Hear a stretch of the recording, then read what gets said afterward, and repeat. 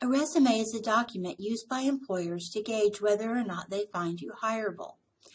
It consists of your work, educational, volunteer, and extracurricular experiences.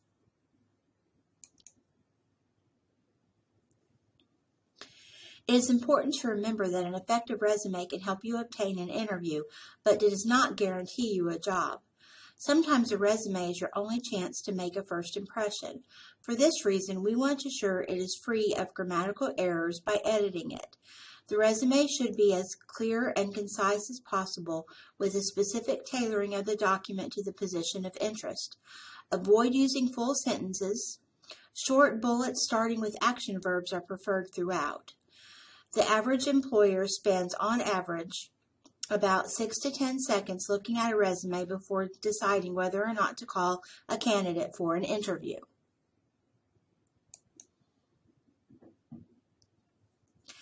It is essential to present yourself in the most positive and honest manner possible. Do not draw attention to any weaknesses.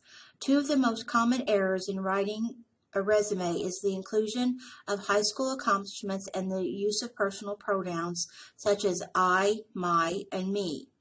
Additionally, all experience on a resume should be put in reverse chronological order. This means most recent to least recent. Be consistent with format, including equal margins and space between items and categories.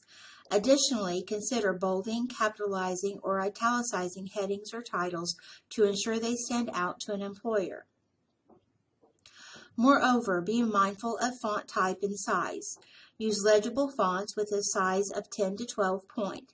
Be careful with color, especially design students. Make sure the resume prints well both in color and black and white. Although a one-page resume is preferred, it truly depends on the individual. For example, a non-traditional student, graduate student, or student with military experience will have more experience than a first-year student fresh out of high school. When printing a resume, print on a 8.5 by 11 resume paper, such as white, bone, or light gray. When completing a resume and printing it off, check for print quality and bleed. Additionally, before printing, have it reviewed by at least 3 other individuals and a Career Development Center staff member to ensure that it is free of grammatical errors. When sending a resume to an employer, save it as a PDF file to ensure that the document is not altered upon submission.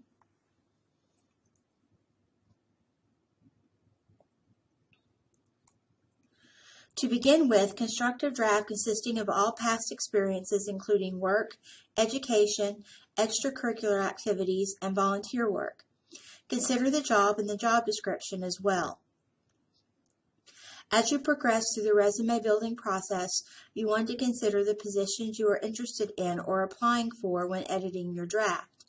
Tailor the resume to the positions of interest. This can be done by creating a relevant experience section that places increased emphasis on job function and responsibilities. Additionally, it might be necessary to increase the conciseness of the resume by considering what the employer might be interested in.